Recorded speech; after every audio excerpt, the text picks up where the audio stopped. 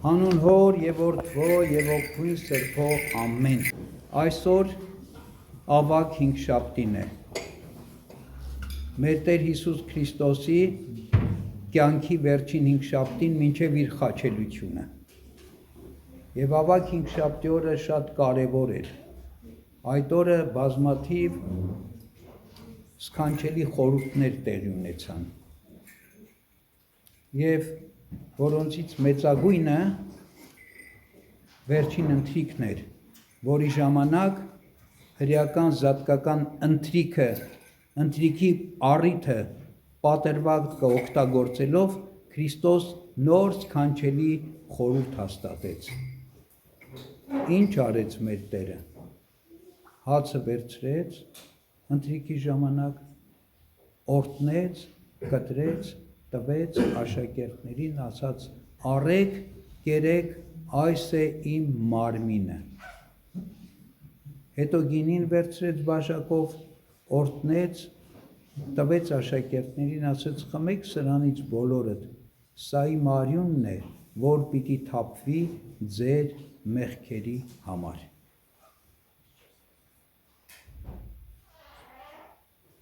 Այսինքն Քրիստոս այդ օրը հաստատեց Սուրբ Պատարագի խորհուրդը։ Այն պատարագի, որ քրիստոնեական եկեղեցու գլխավոր իրողությունն է, քրիստոնեական եկեղեցու առանցքն է, իմաստն է, խորհուրդն է։ Առանց պատարագի չկա քրիստոնեական եկեղեցի, չկա քրիստոնեություն։ Ինչու՞։ Որովհետև մեր Տերը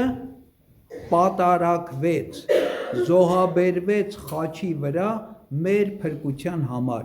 եւ այդ իր գալիք պատարակը, որ պիտի տեղի ունենար ընդամենը մեկ օր հետո, հինգշաբթի երեկոյան էր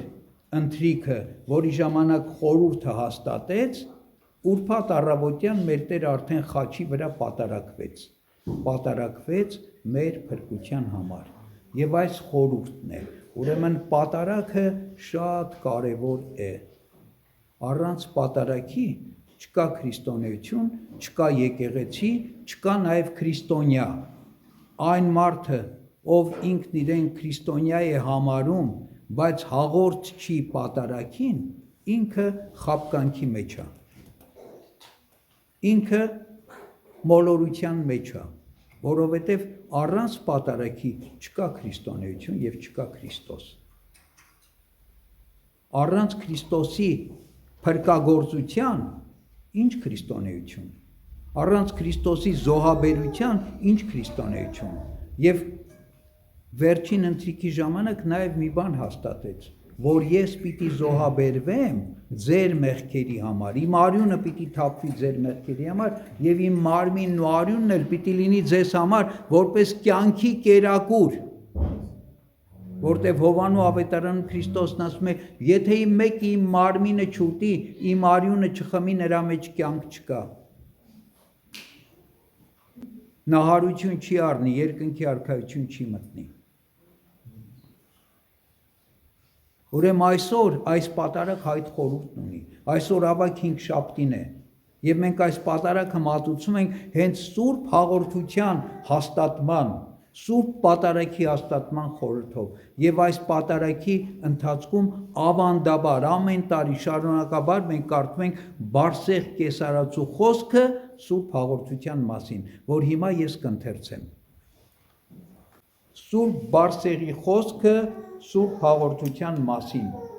Լսեցեք ինձ, իմ սիրելի որդիներ, եւ ես աննախանձաբար Տիրոջ երկյուղը կուսուցանեմ ձեզ, իբրև հարազատ որդիների, որովհետև պարտականություն է դրված ինձ վրա, եւ վայ է ինձ, եթե ձեզ հանապազոր չավետարանեմ, որպեսզի թերևս կարողանամ ճանաչել տամ ձեզ, թե ինչ է Աստծո կամքը, բարին, հաճելին եւ կատարյալը։ Որովհետև Եզեկիել մարդկարեն Աստծո խոսքով հանապազ զարուրեցնում է ինձ քահանաների վերաբերյալ այսպես ասելով. «Մարդու որդի, քեզ այդ ժողովրդի վրա տեսուչ եմ նշանակել, Եթե տեսնես, որ սուրը գալիս է ու վրա է հասնում եւ փողով չազդարարես եւ նրանք չզգուշանան եւ սուրը գալով որևէ մեկին անպատրաստ գտնի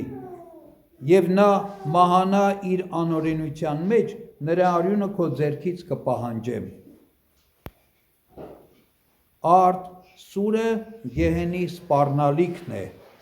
իսկ փողը Աստծո պատվիրանը, որն այսօր զեկուցում եմ ձեզ բեմի վրա։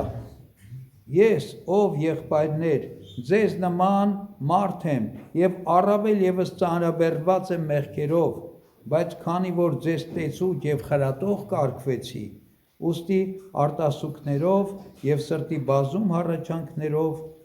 սիրով ձեզ եմ ներկայացնում Աստծուն հաճելի բաները։ Ոչ ինչ որ նորաձայն մտածածին խոսքերով եմ ձեզ վտարանդի դարձնում, քանզի ես ստուգապես հաշիվ եմ տալու ձեզ համար կենդանի Աստծո առջև, որի պատճառով սուրբ հայրերի վաղուց անտի դրոշված կանոնը դյուրալորությամբ խոսքերով ձեզ եմ մատուցում,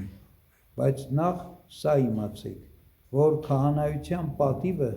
չվստահվեց հրեշտակներին, քանզի անմեղ են, այլ մարդկանց, որպեսզի ինչպես որ մենք ենք մեղանչում եւ հույս ենք դնում Քրիստոսից թողություն ստանալու վրա, նույնպես եւ ձեզ տանք թողություն եւ ապաշխարության հույս։ Եվ արդ աղաչում եմ ձեզ բոլորիդ համբերությամբ լսել ինձ։ Ահա բացվում է բարաքույրը։ Եվ Քրիստոսն իջնելով բազմում է սուրբ սեղանի վրա։ Երկնքի ողջ զորքերը աներևութապես երկրի վրա են ծավալվում սպասավորելու Աստծո որդուն եւ բոլորվում են սեղանի շուրջ եւ Սուրբ Հոգին առատապես շնորհներ է բաշխում սրբությամբ մերձեցողներին։ Արդ դուք իմ եղբայրներ, բազում զգուշությամբ եւ երկյուղով ձեր սրտերում դրեք հետեւյալը, չնկատել միայն տեսանելի հացն ու գինին, այլ այն մեծ խորհուրդը, որ ծածկված է մարմնավոր աչքի տեսությունից, որ միայն հոգու աչքերով է երևում նրանց, ովքեր սրբությամբ փնտրում են այն, որից ճաշակելով ուրախանում են աստվածային ցնծությամբ, որովհետև Աստված այն կարող է վերածել հում մսի եւ արյան, ինչպես եղավ սրբերից մեկի հետ, սակայն քանի որ մեր զգայարանները չեն կարող տանել հում միսն ու արյունը, այդ պատճառով Աստված հացով եւ գինով տպավորեց, սակայն մի նայեք որպես հացի եւ ոչ էլ որպես գինի նկատեք, քանզի սա է Աստծո որդու ճշմարիտ մարմինը եւ արյունը։ Որևէ մեկը արհամարանքով սովորական ընդունելությամբ թող չմերձենա, որպես մի ինչ-որ կերակրի, որովհետև մեղավորներին այրող եւ սպառող կիզի ջուր է, ուստի նախ ապաշխարության միջոցով պետք է սրբվել մեղքերից, որպեսզի մեղքերի բազմությամբ չկիզվենք հրի մեջ, որովհետև սպառվում են հոգիները նրանց, ովքեր նախապես չեն բաժանվում մեղքերից, այլ բեռնված են մնում նրանց վրա։ Եվ դարձյալ, թող ոչ ոք անհույս կերպով չհեռանա եւ սնոտի երկյուղը առաջ չբերի, որովհետև դա երկյուղ չէ, այլ արհամարանք, քանզի սա է երկնքի արքայության դուռը եւ նույն ինքը արքայությունը, որ է Քրիստոս, Աստծո որդին եւ մեր Աստվածը, եւ սրբությամբ մերձեցողներին գրանցում է որպես երկնավոր հոր անջնջելի որդիներ։ Այլ պետք է նկատի ունենալ, որ յուրաքանչյուր հարազատ որդի իր մեջ հոր կերպարանքի նմանությունն է կրում, եւ դու, երբ ասում ես հայր մեր, որ երկնքում ես, եւ խնդրում ես, խնդրանք ես մատուցում, պետք է նույն նմանությունը քո մեջ ունենաս, որպեսզի լսելի լինի, ապա եթե չունենաս բարերար եւ մարդասեր երկնավոր հոր նմանությունը, նա չի լսի քեզ, եւ չի խոնարհվի դեպի քո աղաչանքները, այլ քեզ կլսի նա, որի գործի կերպարանքն ունես եւ որը անդունդներում է։ Արդ, այս լսելով մեր անձերից հեռացնենք չարությունն ու ամեն տեսակի խարդախություն, յուրաքանչյուրը ի սրտե ներեցեք ձեր եղբոր հանցանքները եւ ամեն տեսակի անհամաձայնություն, որ ունեք միմյանց հետ, որպեսզի դուք թողություն գտնելով երկնավոր հորից արժանի լինեք այս զենմանը։ Ամենքդ հեռու վանեցեք ձեզանից անհավատությունը, արատավոր խիղճը եւ թերահավատությունը։ Սրբեցեք ձեզանից նախանձը, նենգությունը, չարությունը, կեղծավորությունը, հպարտությունը, ամբարտավանությունը, սնապարծությունը, մարդահաճությունը, հակառակությունը, ոխը, վաշխառությունը, տոկոսատվությունը եւ բոլոր չարիքների արմատ արծաթ սիրությունը, ագահությունը, այլև կանացի դյությանքներն ու կախարդիչ հրապույրները եւ ամեն տեսակի չարախոսությունները, թշնամությունը, ցանկության ցավերը, մանավանդ սրբեցեք ձեր բերանից տգեղ եւ տխեղծ հայոյիչ խոսքերը, որով միմյանց եք նախատում, նաեւ անօրեն կռապաշտությունը եւ անկարգ ու անառակ մոլորությունը, որոնց հիշելը ապականում եւ գարշեցնում է նախ իր, ապա լսողների միտքը, քանզի դատաստանի օրը որդնալից են լինելու գարշելի բերանները նրանց, ովքեր չեն բաժանվում դրանցից, որովհետև Տերն ասաց, նա ով իր եղբորը հիմար է անվանում, դատապարտվելու է գեհենի հրին, արդ, պետք է մեզանից արմատախիլ անել այնպիսի չարիքները, թող ոչ ոք չլինի շուն, պոռնիկ, արվագետ, գող, հափշտակող, ցանկասեր, որովայնամոլ, հարբեցող, չարակամ, կռվարար, սպանող, խռովարար, բարկացող, անողոր, բանսարկու, պիղծ, թշնամացող,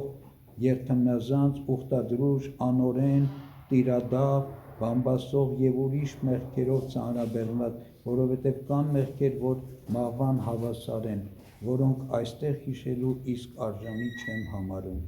Եվ այս ասելով ապավինում եմ, որ հին մարդը ամբողջովին դեն նետեք իր բոլոր չար գործերի հետ միասին, այլ զգաստանալով ամենքդ զգեստավորվեք պարկեշտ, սուրբ, բարեմիտ, հեզ, քաղցր, անօխակալ, խաղաղարար վարքով, հիվանդների եւ վշտացածների նկատմամբ ողորմած, տնանքների, աղքատների եւ